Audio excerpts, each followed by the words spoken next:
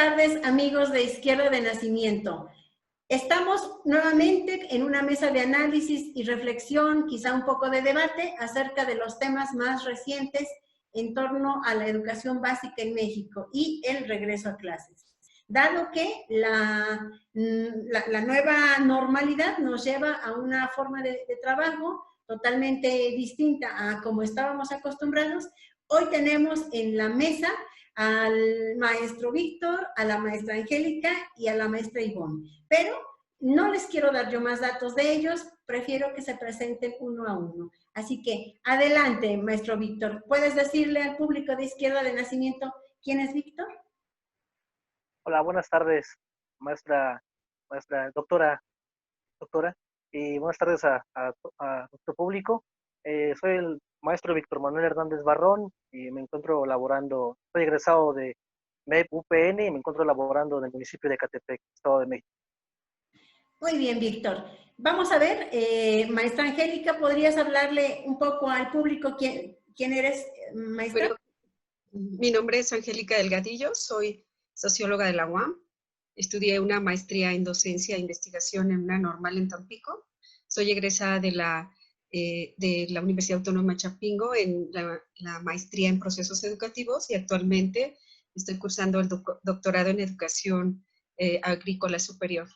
También en la Universidad Autónoma de Chapingo.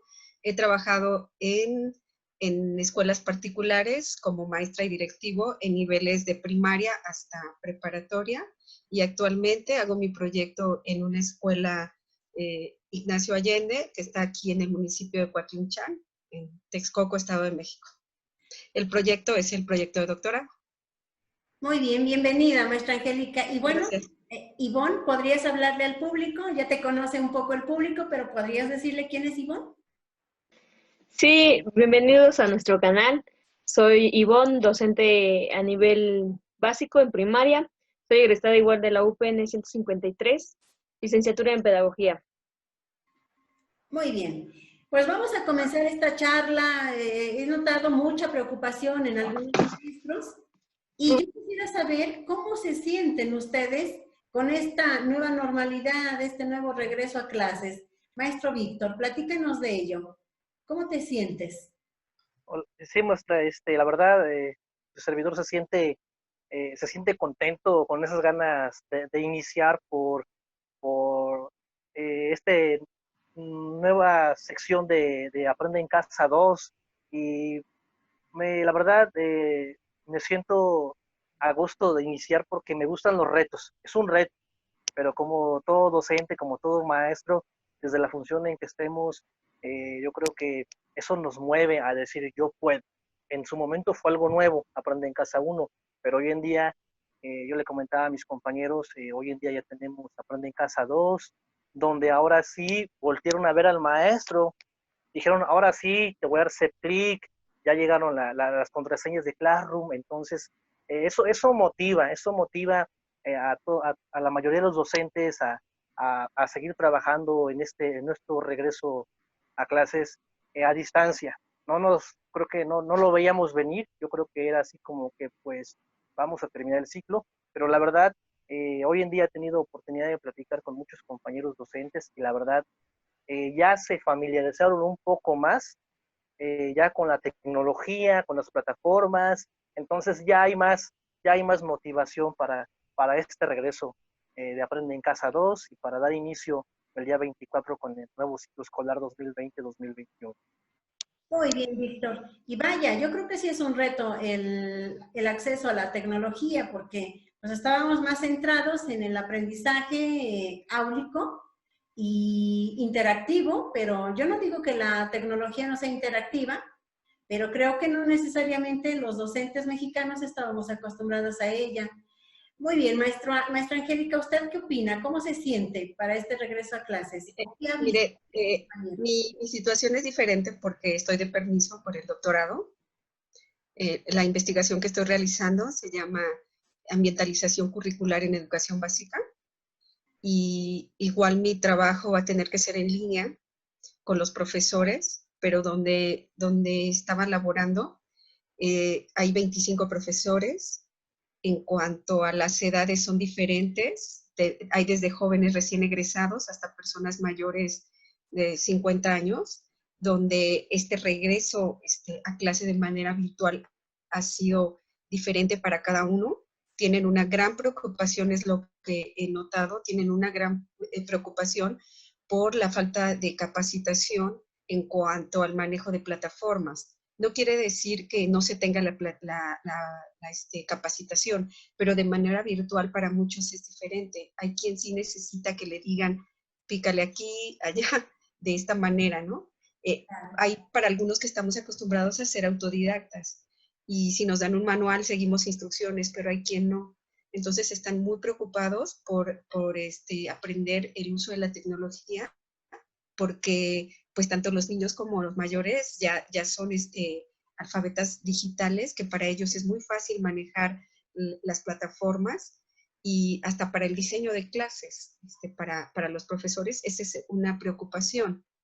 Y la otra preocupación es el acceso que tienen los niños, los adolescentes también, al Internet como uso de plataformas. Si bien es cierto, hay papás que tendrán un celular, pero no así datos móviles o una computadora que me dé acceso a esta plataforma. Si es la desigualdad social en esta pandemia cada vez se ve más, ¿no? La desigualdad que tenemos durante todo este tiempo, nada más por decir la experiencia de un grupo de 37 que solo en lo que pasó del ciclo escolar pudieron conectarse 20 porque no tenían acceso a tecnología. Entonces, esto también es preocupante para los profesores, porque hay chicos que están en desventaja, ¿no? Y esto realmente representa el gran reto. Sí los veo a mis compañeros entusiasmados y demás. Su servidora también tendrá que participar porque mi investigación implica que yo sea partícipe en la investigación, y tendré que dar algunos cursos de capacitación. Y a mí sí el tiempo para preparar las clases en Google Classroom, que aparentemente es una herramienta sencilla, muy útil, pero que para mis compañeros y para todos, incluyéndome, ha sido un reto. El entusiasmo sí lo veo en todos, ¿no? En todos, pero tenemos que ser conscientes de que necesitamos capacitación. Claro.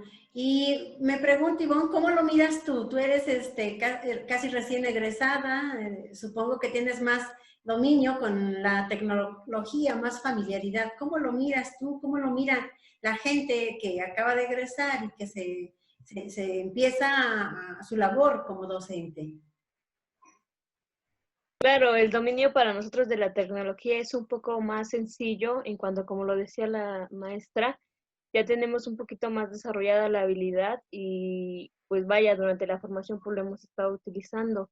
Pero sin duda también representa un reto. ¿Por qué? Porque no solamente es ahora nosotros, ¿no? Sino transmitir y enseñar eso, cómo lo vamos a trabajar con los papás, cómo lo vamos a trabajar con los alumnos, porque vamos, o sea, son distintos, ¿no? Desafortunadamente, haciendo encuestas para hacer el diagnóstico de regreso a clases, nos mandaban una pregunta tan sencilla: ¿cuántos de los padres de familia cuentan con internet en casa? Supongamos que un total de 25 alumnos, solamente 5 contaban con internet en casa. Entonces esto duplica el reto. ¿Por qué? Porque, como lo decía, es muy marcada la diferencia, la desigualdad social. Entonces eso súmale que México es un país donde el uso de la tecnología, todavía hay una gran brecha que tenemos que, pues, subsanar, por así decirlo, y que representa de igual manera, pues, el aprender, y no solamente eso, sino enseñarlo. Claro, yo lo que he mirado mucho es que en la población mexicana hay un grueso de la población que ya cuenta con la tecnología, pero una cosa es contar con la tecnología y otra cosa es dar buen uso de la tecnología, y creo que eso también marca más la brecha. Bien, pero me gustaría saber qué piensan acerca de la Escuela Nueva Mexicana. Ivonne, voy a empezar contigo. ¿Tú qué piensas de la Escuela Nueva Mexicana? Sin duda, pues a mí me tocó entrar con este nuevo planteamiento de una nueva escuela mexicana, pero pues he tenido la formación, vaya, de otros planes, ¿no? Me formé con esos planes y entrar aquí y descubrir que el planteamiento es, pues es que veo que es integral, porque no solamente maneja de cierta manera temas como educación ambiental, sino también ahora están tratando de meter las emociones, ¿no? Y que también es muy importante. En los consejos técnicos hemos retomado mucho ese tema, el cómo me siento como docente durante esta pandemia, porque vamos, tendremos que cambiar todo, ¿no? Entonces, el tema de la nueva escuela mexicana, pues trae otros principios que van derivados igual, pues, de un cambio de régimen, ¿no? Bien. A mí me gustaría preguntarle a la maestra Angélica, porque bueno, yo no sé cuántos años de servicio tenga, pero en mi caso aproximadamente 29, y he tenido en la mesa de análisis a varios maestros. Nosotros fuimos, por ejemplo, un experimento, lo digo yo, porque me tocó ser de la primera generación de licenciatura, ahí por el 84 tuve que hacer incluso el bachillerato pedagógico para poderme ir formando ya en el campo de la docencia. Y nos han tocado varias reformas y fuertes. De hecho, el cambio de la normal básica, la licenciatura, conlleva en sí toda una transformación, porque había que pasar del modelo tradicional al modelo crítico. Después de eso, cuando empiezan las principales conferencias o cumbres mundiales sobre la educación, por ejemplo, derivada de la reunión de 1990, nos tocó vivir aquí en México el Acuerdo para la Modernización Educativa en 1992. Luego, en 2000, derivado también de la reunión de Dakar, se hace otro nuevo acuerdo y bueno, por eso es que sufrimos todos estos cambios. Por ejemplo, la educación preescolar cambia su programa de estudios en 2004, luego viene secundaria en 2006, posteriormente la primaria en 2009, y en 2011 hacen la reforma integral. Creo que ya, no sé cuántos cambios le hayan tocado a usted, pero ¿cómo mira Sí. esto de la escuela nueva? Sí, a mí me tocaron cambios desde 1993. Anteriormente, tengo 20 años dando clases y me han tocado los cambios. Efectivamente, es una de las reformas más completas que han existido en todos los tiempos. Esta reforma tenía un sustento pedagógico científico. Si tú decías en qué está basada, y te decían, está basada en competencias, ¿sí? Tiene un sustento psicológico en cuanto a estudiar lo contextual, ¿sí? Y era una reforma integral. Te venían los planes de estudio, por primera vez te decían, es basada en proyectos y la base de proyectos, ¿no? Un maestro en un proyecto, ¿sí? En un proyecto podía abarcar muchas cosas. Pongamos el ejemplo de la carta de opinión, ¿sí? El producto era hacer una carta de opinión, pero antes el alumno tenía que ser experto en un tema, investigador, para apropiarse del tema, para posteriormente poder hacer una opinión, expresarlo en un escrito, que es una carta, y finalmente tenía un producto. ¿Y cuál es el producto?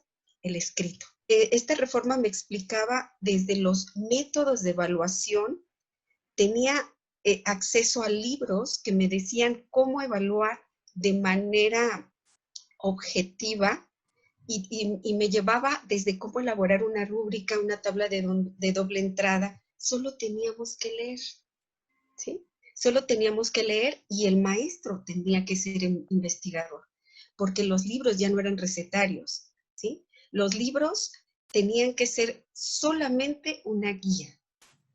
De hecho, si tú te vas a los libros, no había conceptos, tanto en matemáticas, no hay porque seguimos con la reforma de 2011. Te llevaba a una situación en la cual el alumno tenía que llegar a deducir cuál era el concepto. muchos de los maestros no estábamos preparados para un programa de esa magnitud, para unos planes y programas y una reforma pedagógica. Los maestros no estamos preparados, o muchos de los maestros no estamos preparados para esa parte en la investigación. En mi formación es de socióloga, entonces yo todo el tiempo tuve que estar familiarizada con la educación, con la investigación, ¿no? Posteriormente me preparo una maestría en educación, hago otra, y mi vida ha sido entre particular y ahora en gobierno. Tengo 4 años en gobierno, así que puedo decirles la diferencia entre una y otra, ¿no? Y la gran brecha que existe en una escuela particular en cuanto a desde las instalaciones, la nutrición en los niños, los salones, la infraestructura en general, ¿no? Entonces, no tuvimos una reforma pasada, ¿no? Fue una reforma realmente laboral, ¿no?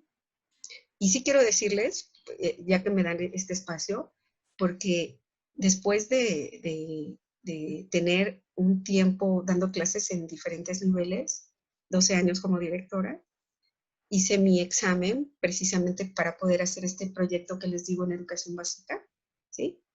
Y pasé el examen, pude elegir lo que quise en cuanto a lo que pasé el examen, pero considero que cuando llego al lugar donde laboro, esta reforma laboral, que no fue reforma educativa, vuelvo a decir, se ve muy marcado. Simplemente soy un número más, sino cuál es la preparación de los docentes, ¿sí? ¿Cuál es la preparación de los docentes en las normales? Especialmente conozco y conozco personas de normal rural, de la pedagógica, de normales de aquí del Estado de México, y tengo que convivir con los diferentes profesores. Hay unos que tienen una formación de las normales rurales en muchos aspectos muy, muy positivas, ¿no? Algunos pedagogos que pueden estar un poco en la investigación, pero les falta algo de didáctica, y eso sería un tema de una entrevista diferente, profesora, claro. Si no me estaría tardando mucho. En esta reforma es contextual, siempre te decían conocimientos previos para ver el contexto del alumno, o sea, hay cosas que no se metieron a estudiar a profundidad para saber cuál era la reforma y darle el mejor uso. Podemos pasar 1, 2, 3, 4 reformas, mientras el profesor no sea lector y no sea partícipe de su propio cambio, van a venir todas las reformas que sean y vamos a criticarlas y decir que no funcionan. Nos convocaron a las bases por medio del sindicato para incluirnos en hacer la nueva reforma, la nueva escuela mexicana. ¡Qué grandioso! Por primera vez, maestros nos dicen, docentes de las bases, participen en la elaboración del proyecto de la escuela mexicana. Qué más democrático que esto, ¿no? Me da gusto que toquen estos temas porque yo creo que la gente, en especial mi preocupación cuando abrimos este segmento, es que los maestros mexicanos estén enterados. Y hay algo que también se tiene que entender sobre las reformas. Las reformas se vienen produciendo cada vez que los países miembros de las Naciones Unidas son convocados a través de la UNESCO para las reuniones o famosas cumbres mundiales de la educación. Y hemos tenido 3 cumbres mundiales muy importantes. La primera, que yo se las he marcado, en 1990, y bueno, de eso Víctor yo creo que sí lo ha de recordar, lo analizamos mucho en su maestría que cursó, la de 1990.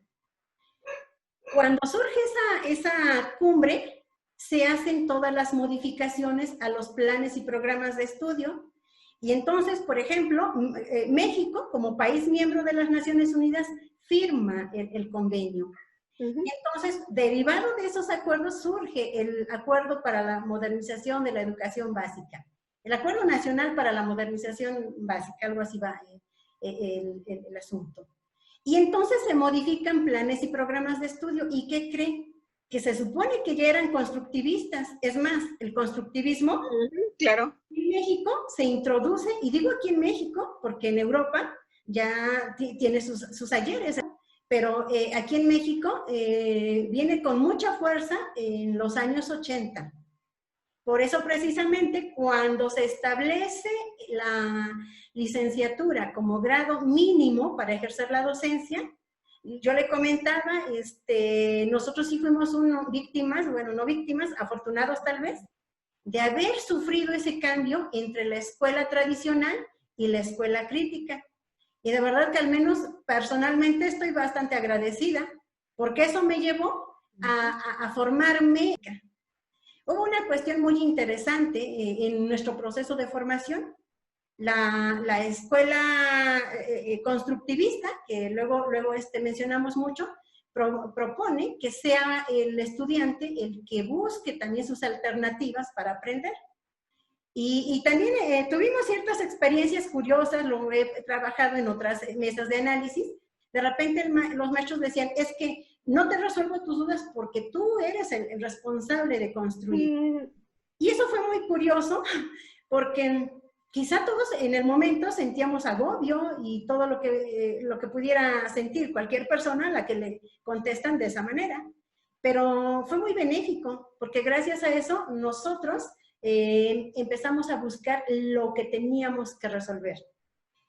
Egresamos, a mí me tocó egresar en 1991 y nos toca el acuerdo para la modernización educativa y ya veníamos empapadas de la reunión de 1990. Siguiente reforma.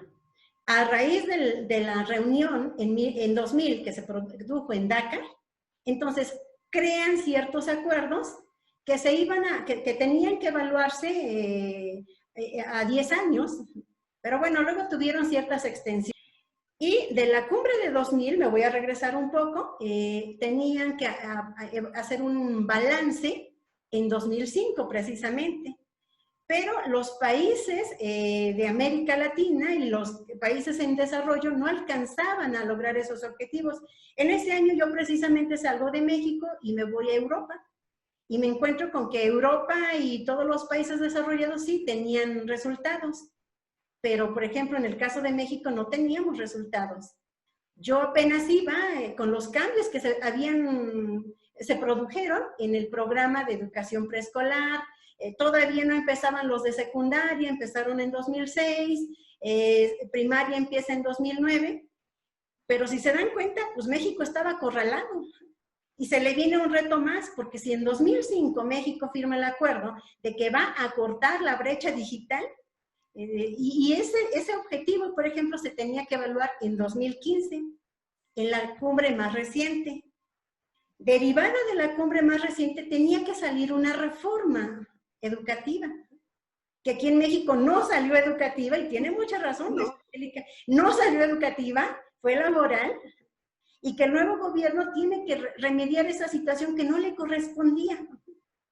Entonces, el nuevo reto de 2015 es lograr que la sociedad sea un poco más humanizada. Ya basta de frenar la guerra que tenemos hombre con hombre y hombre naturaleza.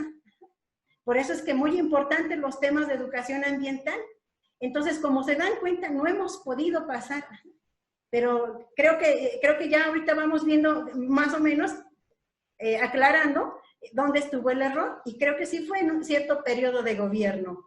Pero, me gustaría escuchar a Víctor, ¿usted qué piensa de todo esto que vamos platicando? No importa que vayamos modificando el asunto de la reunión, creo que las mesas son de eso, son de análisis. Usted, maestro Víctor, ¿qué opina de lo que venimos platicando?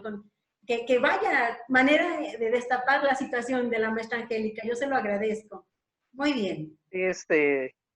Me gustó lo que aportó la doctora Angélica, la verdad, muy precisa, muy objetiva, en relación a la nueva escuela, y también esto de la pandemia. Lo que me viene a la mente es que, como comentaba la doctora, tiene que haber grandes cambios,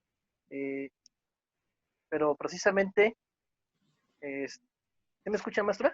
Sí, estamos escuchando. Okay, sí, es que se me borró la pantalla. ¿No? Hay que hacer ajustes, como comentaba la doctora, y ahorita hay que hacer ajustes en relación a esto que se vivió con la pandemia. Como comentaba, dar más herramientas a los maestros, porque sí, como comentó, sí hace falta el manejo de la tecnología. Entonces, hablando por ahí desde lo que comentaba de la educación y las políticas, en mi escuelita, y ustedes lo han vivido, se cometió el grandísimo error de quitar México conectado. Por ahí Marcos decía México desconectado.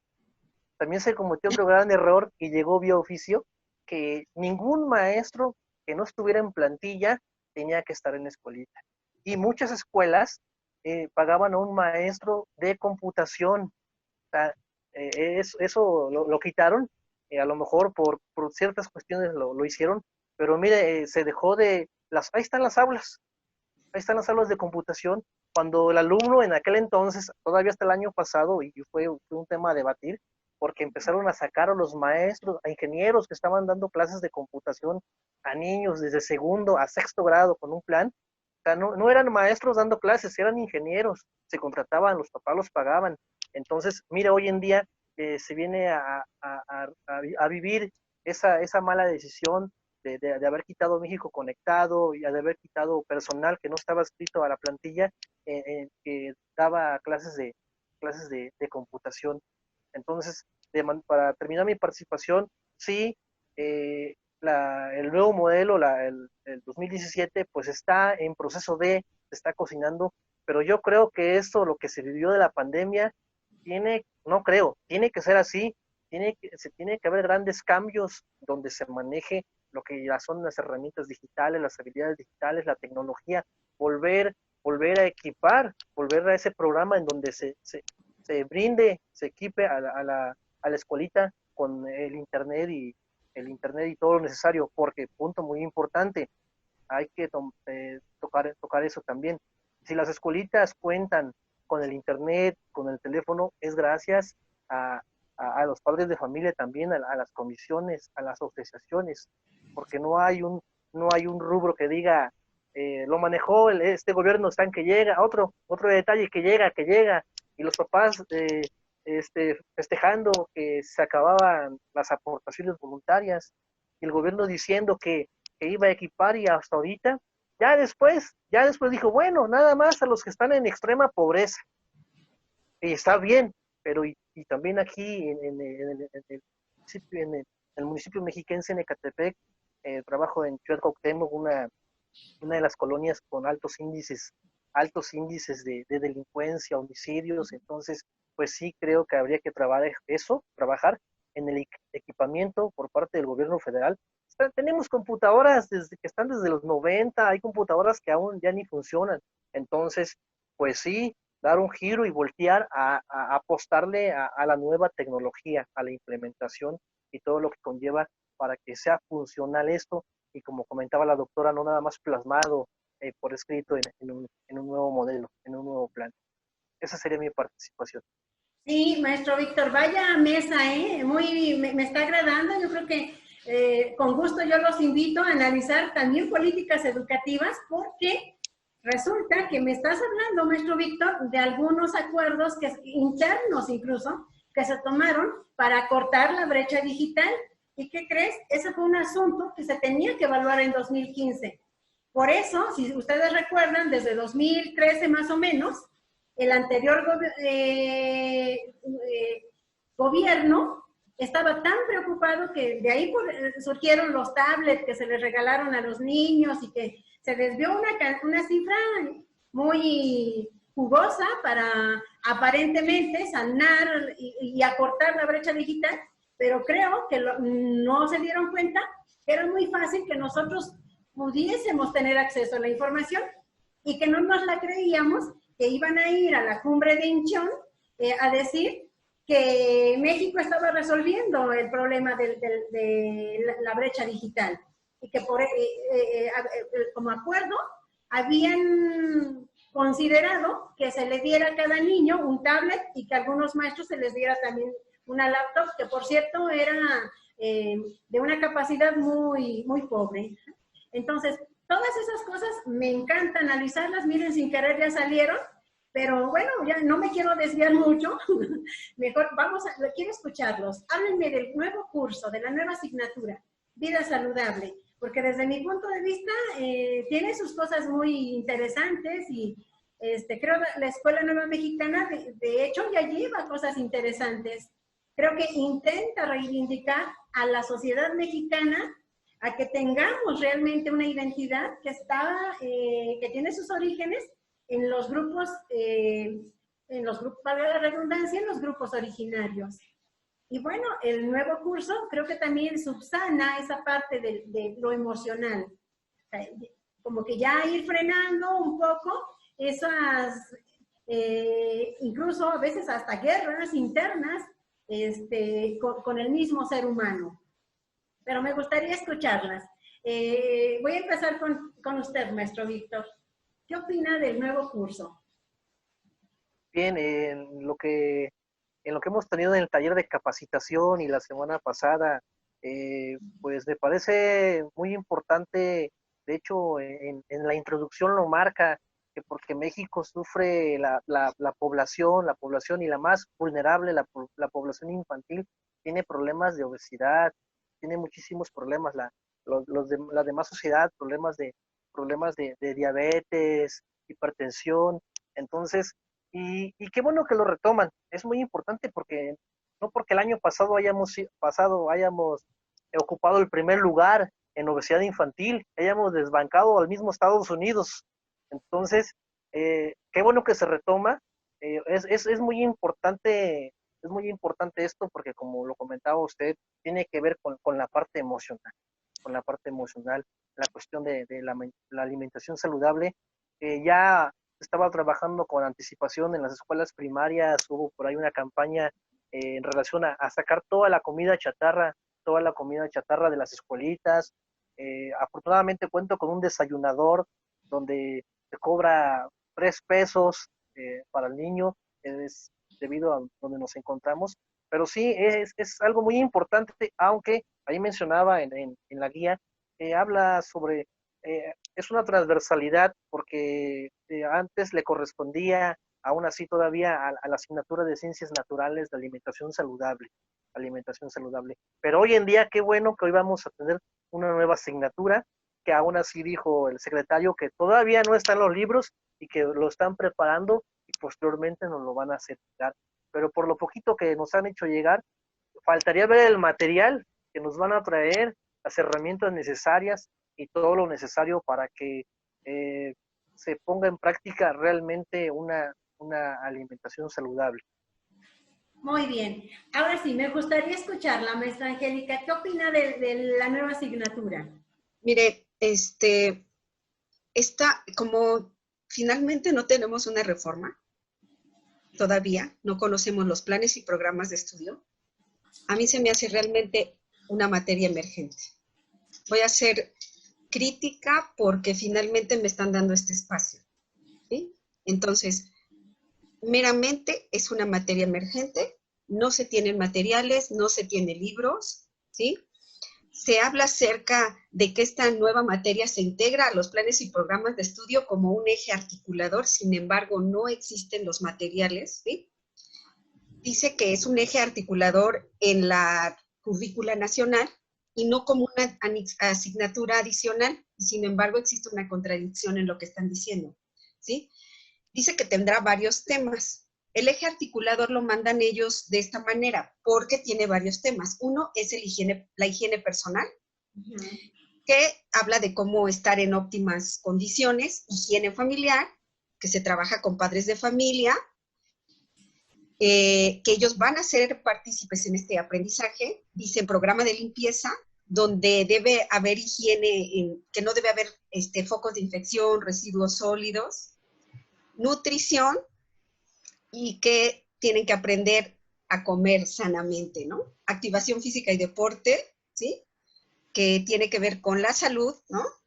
Tienen no consumo de sustancias tóxicas en cuanto a la prevención de adicciones y salud mental, que esto tiene que ver con el enfoque que decían ustedes con lo socioemocional, ¿no?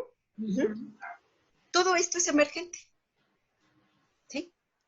Entonces están haciendo una materia por lo que vivimos de manera emergente. Esto no quiere decir que esto esté mal o bien.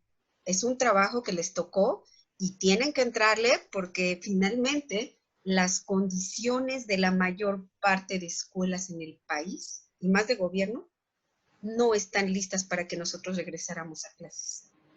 ¿Sí? Estoy hablando de una situación social generalizada, escuelas donde se carece de lo más mínimo, que es jabón y agua. Salones con 40 alumnos que tienen mero espacio para que uno camine entre ellos, ¿sí? No hay espacio para que camines, ventilación no adecuada, 800, 500, hay hasta de 1,200 niños, ¿sí? No se tienen las condiciones adecuadas para regresar. Los padres tienen que hacer el aseo con insumos que ellos dan. No se tiene ni siquiera papel, jabón, los niños tienen que traer todo lo que quieran. Entonces, ¿en esas condiciones se podría regresar a clases? No, no. Entonces, preparar el terreno para que ellos entren a clases, supongo que esta materia la vieron de esa forma, ¿sí? Mientras no hagamos un cambio radical de conciencia, aún tengan una materia, 2 y 3, y ya hablaré el día de mañana sobre mi propuesta acerca de la ambientalización curricular, ¿sí?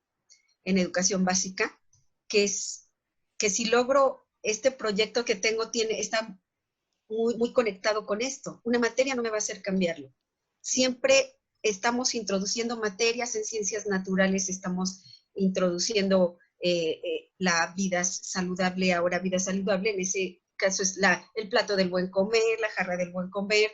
Tocamos un tema ambiental de vez en cuando, una campaña que nos traen de vez en cuando, unas campañas que en el momento, 2 días de campaña y se quita. Entonces, mientras no hagamos un cambio radical en cuanto a la toma de conciencia de lo que somos como seres humanos, y no hablo de México, nosotros somos parte de la naturaleza, somos parte de ella, y como parte de ella, si aprendiéramos a valorarnos y a valorar la naturaleza como seres humanos que convivimos con ella, no tendríamos ¿por qué incluir una materia? ¿Sí? Si yo lo hago a partir de la transdisciplina, ¿sí? Ver lo ambiental como un problema complejo, sabré que dentro de lo ambiental está nuestro organismo como algo saludable. Pero mientras estemos aisladamente tomando una situación como ahorita, digo, es una crítica en el sentido de que siempre lo hacen como pegar pedazos, ¿no? Fragmentamos el conocimiento. Desde la etapa en la que dijimos, aquí hay matemáticas, ciencias naturales, ciencias sociales, y la transformamos en física, química, biología, ¿no? Entonces, en este sentido, es una nueva materia.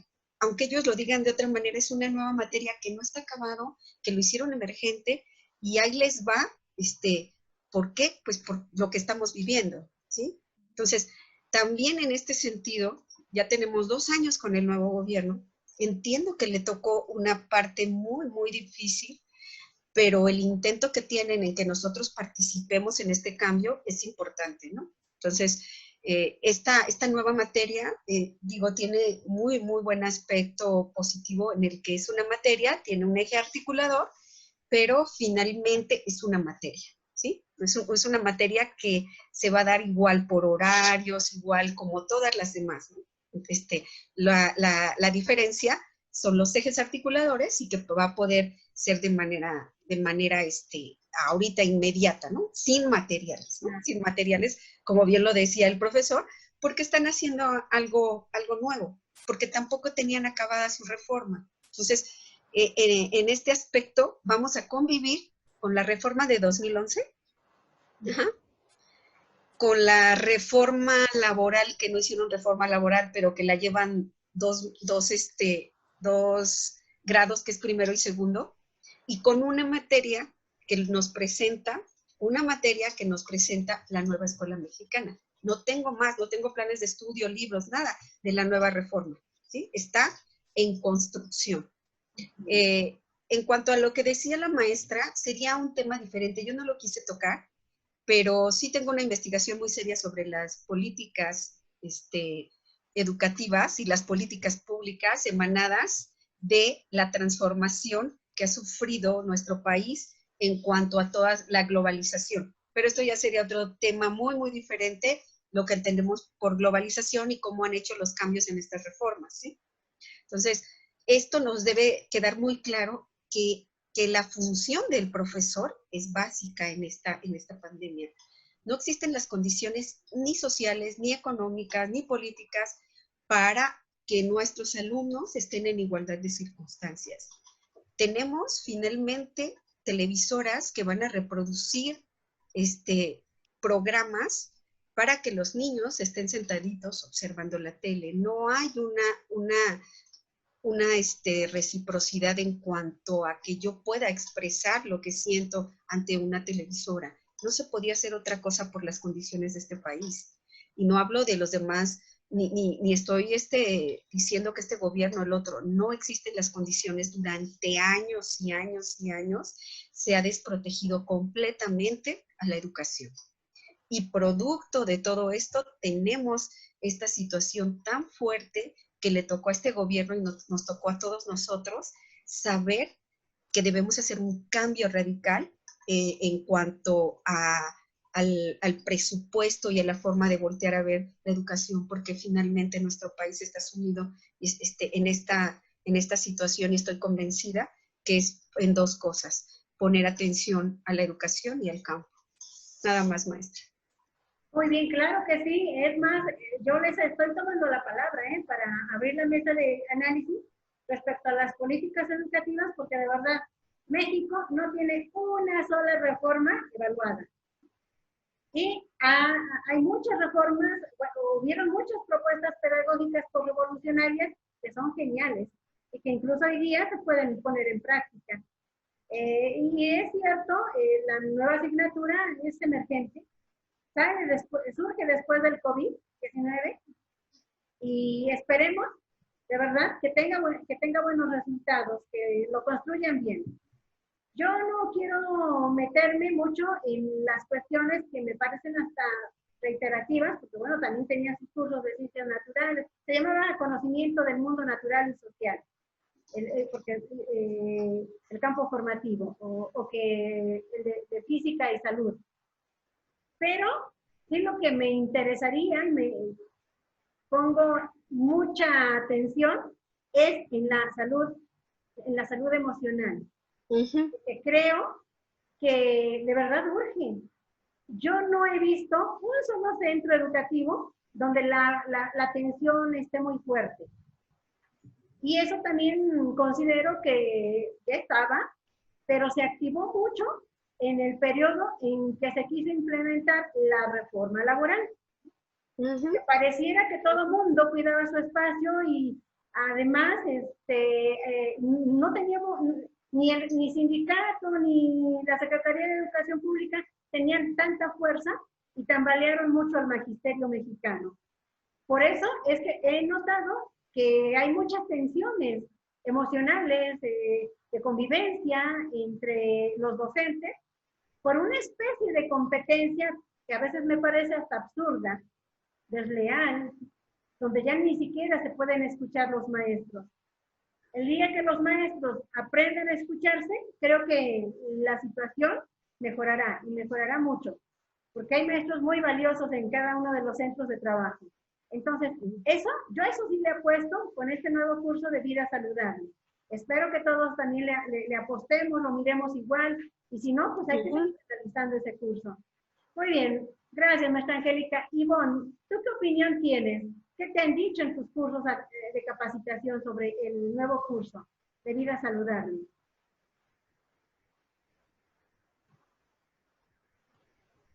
Creo que se pasmó ¿Ivonne? Bueno. Pues yo lo veo como... sí, disculpe. Adelante, Ivonne. Yo lo veo como una respuesta, efectivamente, de un problema que ya nos está demandando actuar de manera rápida, por así decirlo, y de una manera que nos ha agarrado a todos, pues, hacia dónde no sabemos, ¿no? Porque finalmente yo hacía también una crítica.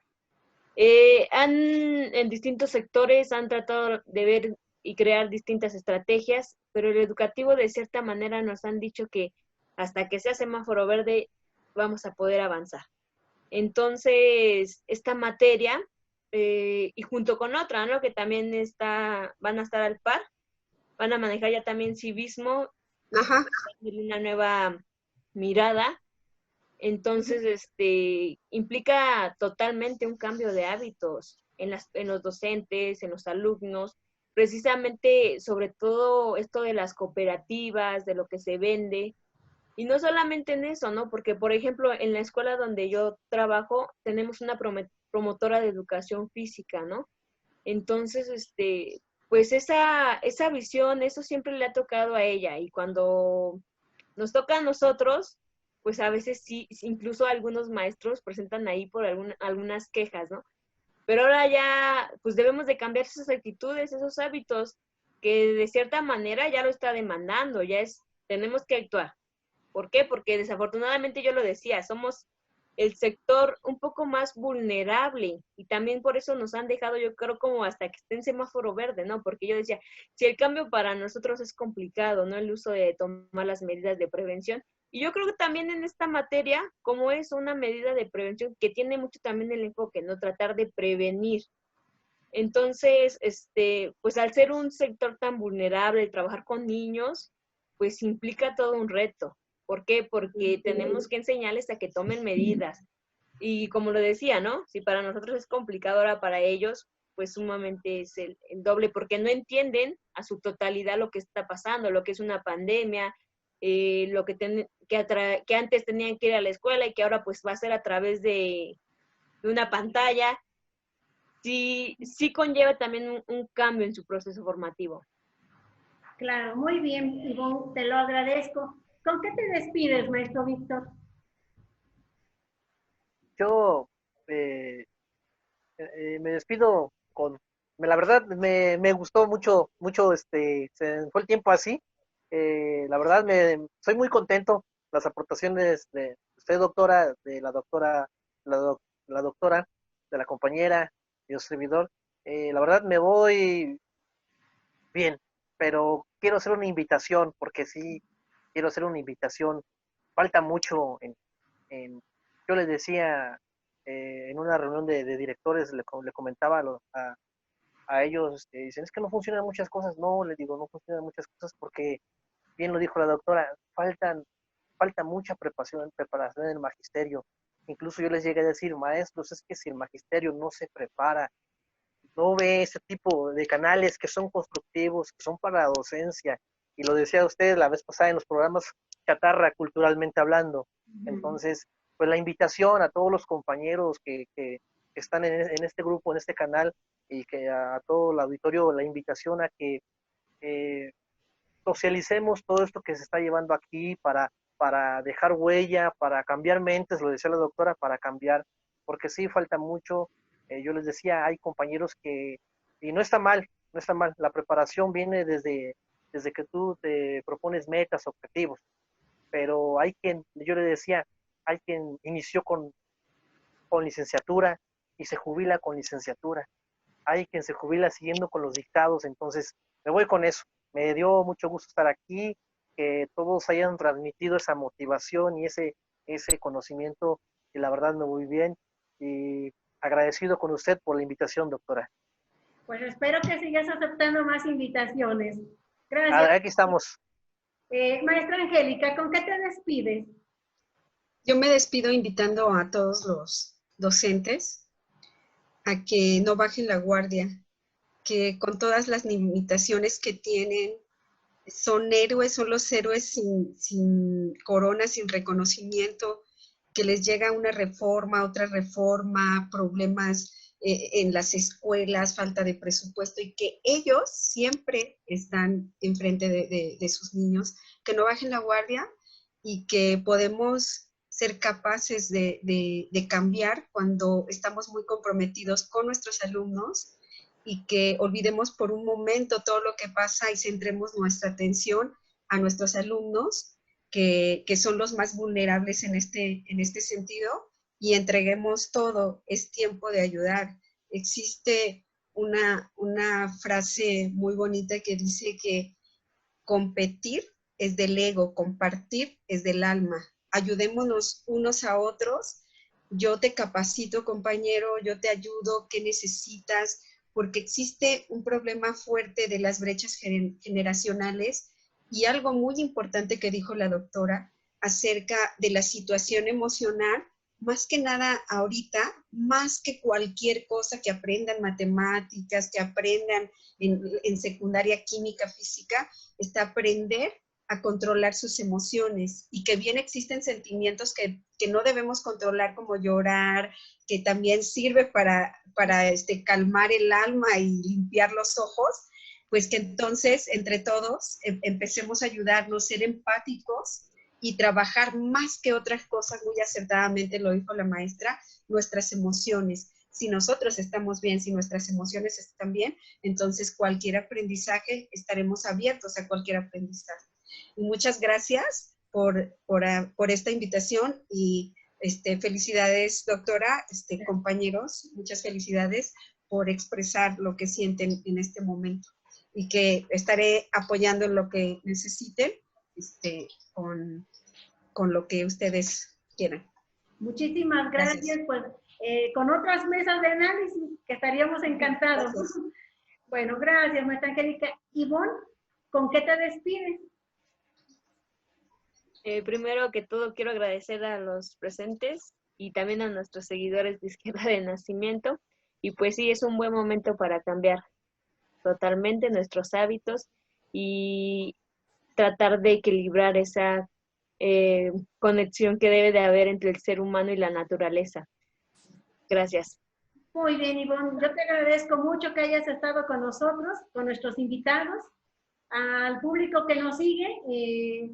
También les invito a que no dejen de ver las siguientes mesas, que ahora yo creo que no solo va a haber análisis, sino también un poco de debate. Así es que no se los pierdan. Ya lo saben, suscríbanse, den like a los videos y no me queda más que decirles que pues intenten aprender a ser felices, pero sin descuidar que el ser humano tiene un potencial intelectual muy grande y no lo descuidemos. Maestros, no se olviden de que ustedes tienen mucha capacidad y que nos toca transformar, somos agentes de transformación.